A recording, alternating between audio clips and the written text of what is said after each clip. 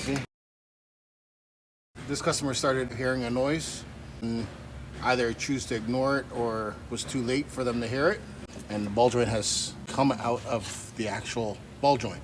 So the control arm popped out the dry shaft from the inner side. Now it needs a dry shaft and a ball joint.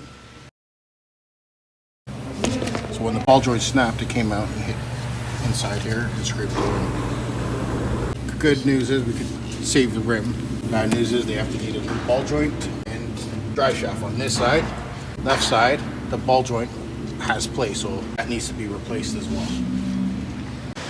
That's the ball joint. So that has play in it. So that means it's on its way out. And if you don't do it, this is what happens. See? That's the ball. And it goes into this joint right here. And so this had a little bit of play inside there, and then this eventually just went out like that.